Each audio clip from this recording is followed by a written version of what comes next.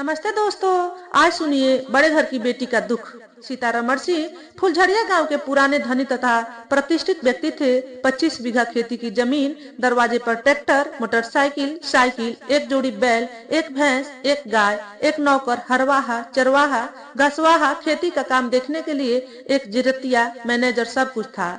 खुद किसी सरकारी बैंक में ऑफिसर थे। काम से लेकर नाम दाम किसी चीज की कमी नहीं थी। उनका बड़ा लड़का मदन कुमार वैसे तो हर तरह से ठीक था, मगर देखने में थोड़ा सुस्त सा दिखता था। कुछ लोग उसे मंदबुद्धि अथवा असामान्य समझते थे, मगर वह असामान्य था नहीं। पढ़ने लिखने तथा अपने काम में हर प्रकार से सामान्य ही था, मगर जैसा कि प्रकृति अपनी प्रत्येक रचना में कोई न कोई दोष शेष रखती है, उसी प्रकार मदन में सुस्ती उसका स्वभाव शेष था। छोटा लड़का अमर कुमार हर प्रकार से ठीक था, कमी उसमें भी थी। वह मेहनत तथा काम से जी चुराता था, मगर उसका यह दोष किसी को दिखता नहीं था। धनी किसान का लड़का था, घर में नौकर चाकर थे ही, काम करने की जरूरत वैसे ही नहीं थी। मदन कुमार बीए पास करके कंपटीशन की तैयारी कर रहा था। उसके लक्ष्यों में बैंकिंग, रेलवे, एसएससी, सेना अथवा बीए के बाद की वह सभी नौकरियां थीं जिसकी वह पात्रता रखता था। सीतारमण बाबू ने सोचा नौकरी तो लगती रहेगी, घर में किसी चीज की कमी है ही नहीं, अतः मदन का ब्याह कर दिया जाए। अगुआ बरतुहार आने जाने लगी, एक उठता तो दूसरा बैठता। ऐसा 2 साल तक चला, मगर बात कहीं पक्का नहीं हुई। सब कुछ ठीक था। मदन का सुस्त स्वभाव वर्तुहारों का मन छोटा कर रहा था। अमर भी मदन से 2 ही साल छोटा था। तब तक वह भी बीए कर चुका था। देखने सुनने में वह मदन पर 22 था, इसलिए बरतुहारों का ध्यान अनायास ही उधर चला जाता था। सीधे सीधे मना करने की परंपरा और शिष्टता नहीं थी, इसलिए अगुआ लोग बहाना बनाता था कि मेरी लड़की की उम्र अभी कम है, इस साल आप बड़े का ब्याह निपटा लीजिए, हम छोटे बाबू के लिए 1-2 साल आपका इंतजार कर लेंगे। सीतारमण बाबू को यह बात बहुत बुरी लगती थी कि लोग बड़े बेटे का रिश्ता लेकर आते हैं और छोटे को देखकर अपनी लालच प्रदर्शित करने लगते हैं। वसुधा एक बहुत ही सामान्य मगर महत्वाकांक्षी परिवार की लड़की थी। फूलपुर हाई स्कूल में अमर के साथ पढ़ी भी थी। कुछ दिनों तक अमर उसकी तरफ आकर्षित भी हुआ था। कई बार अमर ने उसे अपनी तरफ आकर्षित करने तथा उसका मन लुभाने के लिए उसके गांव कटछहिया का चक्कर भी लगाया था, मगर तब महत्वाकांक्षा वसुधा ने अमर को कोई भाव नहीं दिया था। उन दिनों लड़कियों के लिए अपने मजनुओं को भाव न देना सामान्य बात थी। वे जानती थीं, ऐसे चलते फिरते प्रेम में गांव और परिवार दोनों की बदनामी के सिवा और कुछ नहीं रहता है।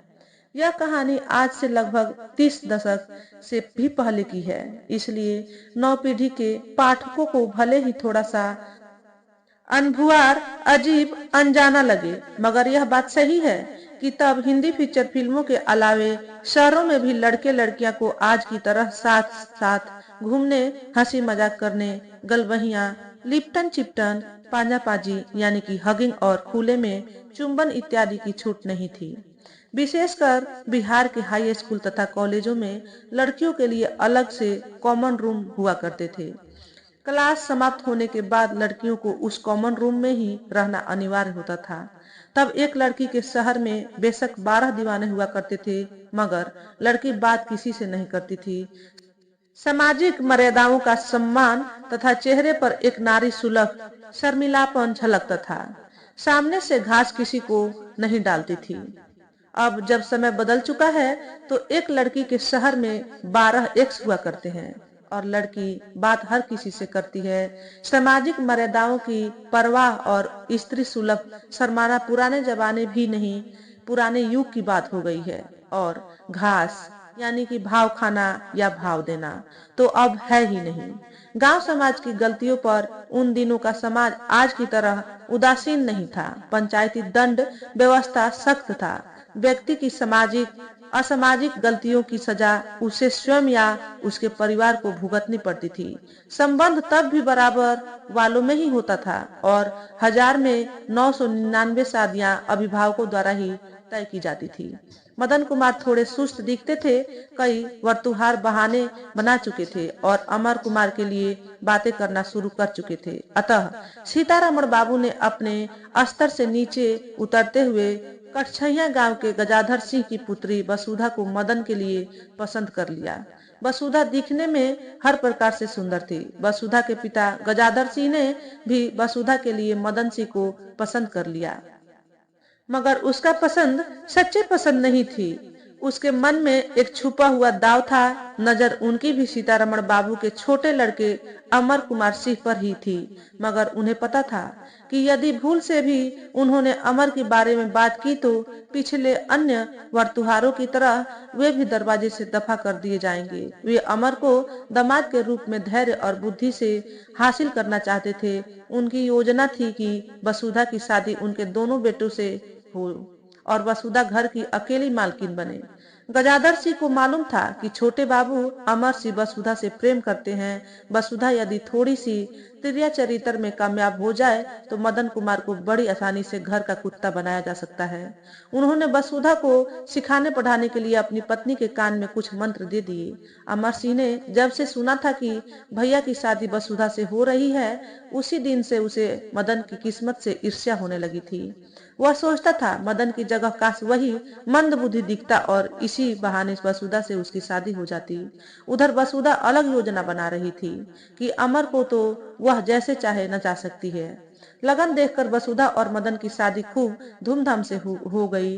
वसुधा ससुराल आ गई। नया नया में हरियरी पुछाड़ी सनेश के रस्म में दुल्हन का ससुराल से मैके, मैके से ससुराल आना जाना होता रहा। सब कुछ ठीक ठाक रहा। द्विरागमन में वसुधा जब ससुराल आई तो उसे अपनी माँ से सीखा हुआ मंत्र धीरे धीरे आजमाना शुरू किया। वसुधा का मन चूंकि अमर पर था, इसलिए मदन की कोई भी खूबी उसे नजर नहीं आ रही थी। पति मदन की अनदेखी और देवर अमर से ज्यादा घुलना मिलना, हंसना बोलना शुरू कर दिया ताकि कोई कुछ टोके और बात बढ़े तो बात का बतंगड़ बनाने का मौका मिले। मगर इस बात को परिवार ने यह सोचकर नजरअंदाज कर दिया कि नया नया है, इसलिए अमर को भी अपनी भाभी से हंसने बोलने का अधिकार है। कुछ दिनों बाद जब उसकी भी अपनी दुनिया हो जाएगी तो सब अपने आप में ही सामान्य हो जाएगा। दुल्हन का यह दांव नहीं चला तो उसने बातों बातों में मदन को नीचा दिखाना शुरू कर दिया। मेरे कर्म ही फूटे थे कि माँ बाप ने इस मंद बुद्धि मूर्ख के पल्ले बांध दिया। मदन वसुधा की सुंदरता पर मोहित था, इसलिए उसकी बातों का कोई जवाब नहीं देता था। वह सोचता था मुझ में सचमुच कमी है, तभी तो ऐसे कह रही है। कुछ दिनों में धीरे धीरे सब ठीक हो जाएगा। मैं अपने प्यार से इसका दिल जीत लूंगा। वसुधा को भय था कि कहीं वह गर्भवती न हो जाए, इसलिए जितना संभव था उसे प्यार का वास्ता देकर स्वयं से दूर रखने का प्रयास करती थी। मगर ऐसे भी भला कितने दिनों तक टाला जा सकता था। प्यार ही प्यार में वह पति को कुछ सुंघा देती थी जिससे उसे नींद आ जाए और इधर ये आराम से रह सके। दिन बीतते रहे। शादी को अभी साल भर भी नहीं हुआ था। अमर के लिए भी लड़की ढूंढने की बात चलने लगी थी। तब तक बहुत हद तक वसुधा ने अमर को अपने प्रेम जाल में उलझा लिया था। वह मदन को अक्सर किसी न किसी काम से शहर से भेज देती थी ताकि अमर से नजदीकियां बढ़ाने का ज्यादा से ज्यादा समय मिल सके। उस दिन भी मदन की अनुपस्थिति में अमर वसुधा के कमरे में जाकर बैठ गया। बातों ही बातों में वसुधा अपनी बात पर आ गई। आपको पता है अमर, मैं हाई स्कूल के दिनों से ही आपसे प्रेम करती हूँ, मगर बदकिस्मती ने मुझे आपकी भाभी बना दिया। मगर तुम मुझे देखती तो कभी भी नहीं थी। आपको कैसे पता कि मैं आपको कभी देखती नहीं थी? तुम मुझे एक नजर देखो, इसलिए मैंने तुम्हारे गांव के भी चक्कर लगाए, मगर साध ही रह गई कि कभी तुमसे नजर मिलती। नजर न मिलने का अर्थ सिर्फ यही थोड़े ना होता है कि देखा ही नहीं। मैं तो यही समझता हूँ। यदि आप लड़की होते तो ऐसा नहीं समझते। लड़की की हजार मजबूरियां होती हैं, नजर चुराने और झुकाने की। तो क्या तुम सचमुच मुझे देखती थी? नहीं, मैं तो आपके दोस्त उस विजय बैठा को देखती थी जो माथे में अंजुरी भर तेल चुपड़ के आता था। वसुधा का यह व्यंग अमर को बहुत अच्छा लगा। उसे विश्वास हो गया कि वसुधा सचमुच उसे छुप कर देखती रही होगी। लड़कियां नजर भी सिर्फ उसी से चुराती हैं जिसके लिए उसके मन में कुछ रहता है। प्यार कभी एक तरफा नहीं होता। उसने वसुधा को बाहों में भरते हुए बोला, तुम कितनी मासूम हो। जी चाहता है तुझे खा जाऊं, तुझे अपने भीतर समा लूं, या मैं तेरे भीतर समा जाऊं। रहने दीजिए, आपको मुझसे कोई प्यार व्यार नहीं है, वरना अभी भी कुछ बिगड़ा नहीं है। आप मुझे अपना बना लेते। वसुधा को अच्छा लग रहा था। वह अमर की बाहों से अलग होना नहीं चाहती थी, मगर बाहर से सास की आवाज आई तो उसने स्वयं को अमर से अलग किया और कमरे से बाहर आंगन में चली गई। सास ने बोला, क्या बात है बहू, मदन कहीं गया है क्या? और अमर तुम्हारे कमरे में क्या कर रहा है? तो आप मुझ पर संदेह कर रही हैं? नहीं बहू, बिल्कुल नहीं, मुझे अमर पर भी पूरा भरोसा है, मगर इस तरह अमर से ज्यादा नजदीकी ठीक नहीं है। उसकी भी शादी की बात चल रही है। तुम अपने पति पर ध्यान दो। आजकल वह घर से बाहर ज्यादा ही रहने लगा है। उसे बांध कर रखो, उसका ख्याल रखो। अमर मेरे कमरे में आकर बैठ जाए तो क्या मैं उन्हें भगा दूं? नहीं, मैंने ऐसा नहीं कहा, मगर अमर को मैं समझा दूंगी। इसका मतलब आपके मन में कहीं न कहीं कोई बात है। मेरे मन में कोई बात नहीं है, मगर तुम तो जानती हो, गांव में एक बात की चार बातें बनती हैं। मैं गांव की स्त्रियों को ऐसा कोई मौका नहीं देना चाहती। तुम जाओ, अपने कमरे में जाओ। वसुधा अपने कमरे में पहुंची तो अमर वहां से जा चुका था। उसने तय कर लिया, आज से ही वह अमर का खूब कान भरेगी। माँ, बेटे और बाप तीनों को तीन फाड़ नहीं कर दिए तो मेरा भी नाम वसुधा नहीं। उस रात वसुधा ने मदन को भी खूब खरी खोटी सुनाई। रात भर रो रो कर कुहराम मचा दिया। मुझे इस नपुंसक के पले बांधकर मेरे माँ बाप ने मेरा जीवन तबाह कर दिया। इस नामर्द के पल्ले बांधने से अच्छा होता वे लोग मेरा गला घोंट देते, जहर देकर मार देते। वह आहा आहा करके जोर से रोने लगी। वह चाहती थी कि उसकी आवाज आस पड़ोस की औरतें सुने और रातों रात सारे गांव में यह बात फैला दे कि मदन पूर्ण रूप से पुरुष नहीं है। मदन हैरान था। उसे तो ऐसा कभी महसूस नहीं हुआ कि उसमें पुरुषत्व की कमी है, मगर जब पत्नी कह रही है तो इसका मतलब हुआ कि वह उससे संतुष्ट नहीं थी। अब किसी की संतुष्टि मापने का कोई मानक पैमाना तो है नहीं जिससे यह साबित किया जा सके कि वह अपने साथी को संतुष्ट रखने में समक्ष है। वह शर्मिंदगी से गड़ा जा रहा था। उसके बारे में लोग न जाने क्या धारणा बना लेंगे। सास ने सुना तो उसके होश उड़ गए। दौड़कर हाथ से बहू का मुंह दबाया, उसे चुप करने के लिए कसकर उसके मुंह को बंद किया। अरे क्या बोल रही है बहू, कुछ शर्म लिहाज कर। घर की बात का बीज गांव में क्यों बोना चाहती है? तो और क्या करूं, समूची जिंदगी आपके नामर्द बेटे के नाम कर दूं? चुप चुप चुप। यदि ऐसा है तो हम इसका कोई न कोई समाधान निकालेंगे। तुम्हारे साथ अन्याय नहीं होगा। सास ने समझा बुझा कर बात को वहीं दबा दिया, मगर दीवारों के कान होते हैं वाली कहावत वैसे ही नहीं बनी है। सुबह होते होते समूचे गांव की स्त्रियों में कानाफूसी और पुरुषों में अपनी अपनी पत्नियों से यह बात इस हिदायत के साथ पहुंच गई कि किसी से कहना मत, आपको मेरी कसम है। झापे तुपे फुसफुसाते खुसफुसाते जब यह बात झुमरा बहू, झुमरा की पत्नी के कानों में पहुंची तो वह दंग रह गई। वह एक गरीब मजदूर की सुंदर पत्नी थी, पतली कमर वाली छरहरी सुडौल महिला। शादी के 5 सालों तक जब उसे कोई बच्चा नहीं हुआ तो एक दिन मौका और एकांत पाकर मदन सिंह के गले में अपनी बाहें डालकर उसे अपने घर में ले गई। झुमरा बहू को भरोसा था कि मदन सिंह संकोची स्वभाव का लड़का है, किसी से कुछ कहेगा नहीं और न ही कभी दोबारा उसके घर की तरफ का रुख करेगा। उसके 2 वर्षीय बालक का जैविक पिता मदन ही था। यह तो अच्छा हुआ कि बालक अपनी मां पर गया था, वरना पिता पर जाता तो बात का तार भी खींच सकता था। झुमरा बहू का एक मन हुआ वह गांव में सभी से जाकर कह दे कि मदन की बहू झूठ बोल रही है, मगर फिर उसे ध्यान आया कहीं लोग ये न पूछ दे कि तुझे कैसे पता। उसने डर से चुप्पी साध ली।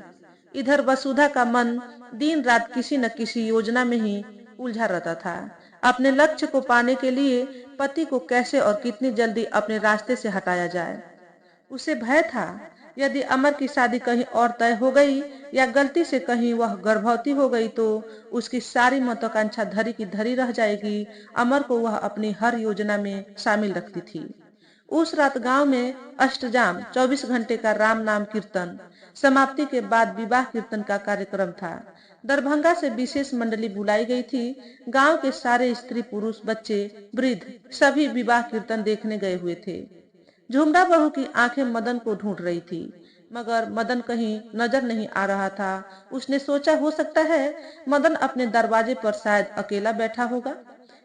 यदि मिल गया तो आज उसे फिर अपने घर ले जाएगी। उन दिनों गांव में गुप्त संबंधों के लिए अक्सर लोग ऐसे मौकों की ही तलाश में रहते थे। झुमरा बहू बदचलन या दुष्चरित्र नहीं थी, पर उसे एक बच्चा और चाहिए था। उसके अनुमान के मुताबिक मदन सचमुच अपने दरवाजे पर अकेला ही लेटा हुआ था।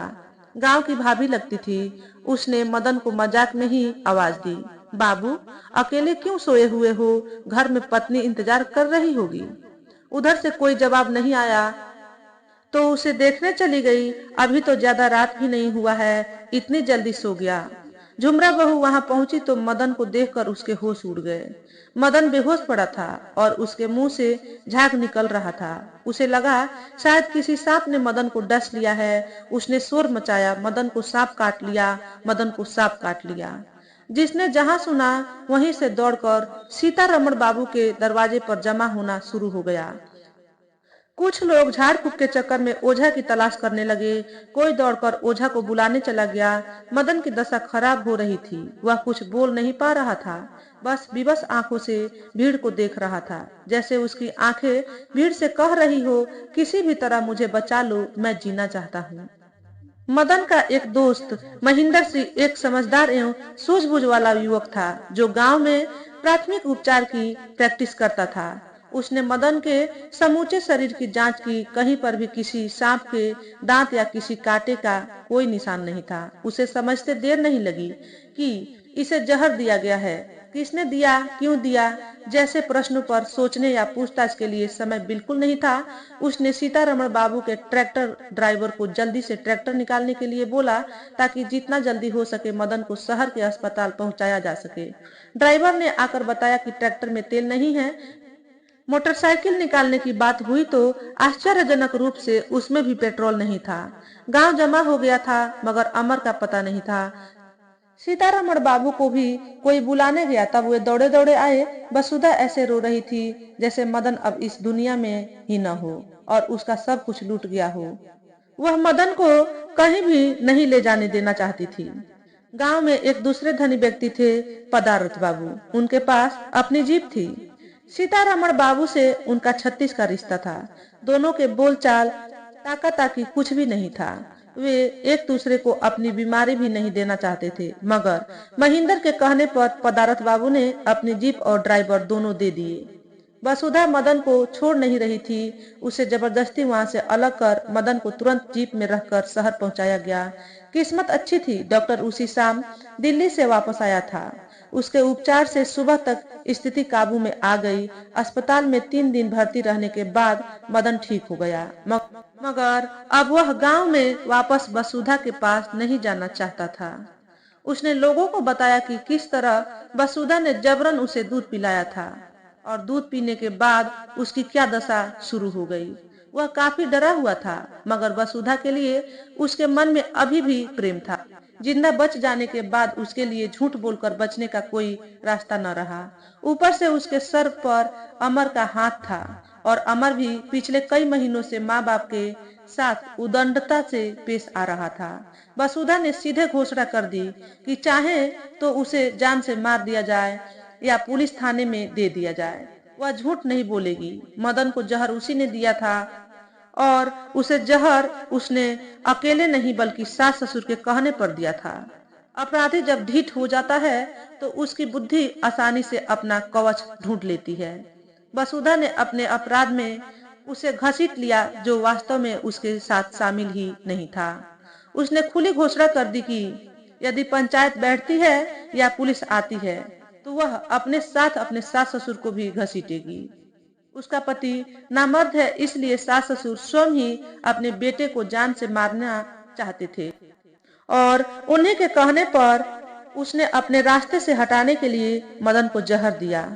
सीतारमण बाबू उस मनहूस घड़ी को कोस रहे थे जब उन्होंने वसुधा को अपना बहू बनाने का फैसला किया था।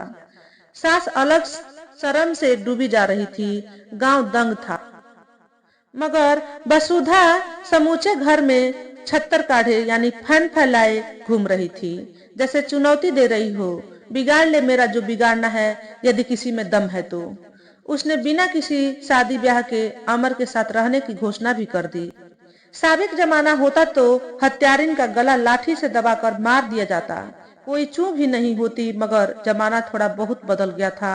नई पीढ़ी ने नए युग में कदम रख दिया था।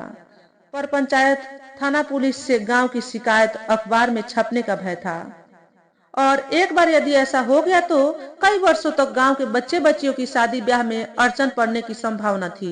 यह सब सोचकर पंचों ने राय दी कि वास्तव में गलत संस्कारों वाली लड़की के घर में लाने से ही यह तबाही हुई है।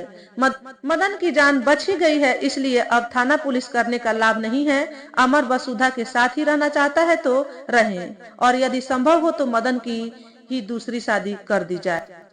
संयोग ऐसा ही था। अमर की आस में जिन बरतुहारों ने मदन को छांटा था, उन्हीं में से एक थे महबलिया गांव के विरासत बाबू सीतारमण सिंह से रिश्ता जोड़ना उनकी महत्वाकांक्षा थी।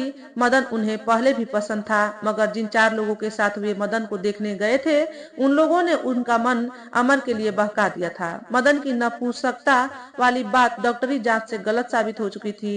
वे मदन को अपनी लड़की देने के लिए राजी हो गए। विरासत बाबू अपने गांव के धनी एवं प्रतिष्ठित किसान थे। उनका परिवार सुशिक्षित था।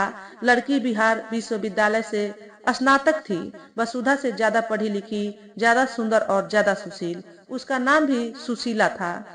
सुशीला वसुधा के कारनामे सुन चुकी थी। मदन की दूसरी शादी उसकी पहली शादी से भी ज्यादा धूमधाम से हुई। शादी के बाद सुशीला ने मदन पर अपना सारा प्यार लुटा दिया। वह बड़े घर की बेटी थी। बड़प्पन, सहनशीलता और सादगी उसका स्वभाव था। साल भर के भीतर ही उसने एक सुंदर से बालक को जन्म दिया। मुंह मुठान से बिल्कुल मदन, मगर वह सुस्त या मंदबुद्धि नहीं दिखता था।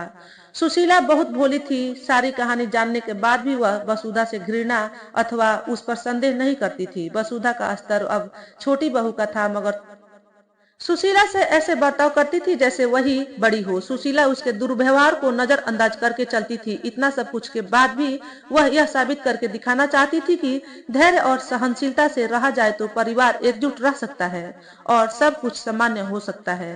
मगर कुंठित वसुधा ऐसा नहीं सोचती थी। भीतर ही भीतर वह अभी भी चाहती थी कि कैसे मदन की वंश रेखा समाप्त हो जाए, जिससे वह पूरी संपत्ति की अकेली मालकिन बन सके।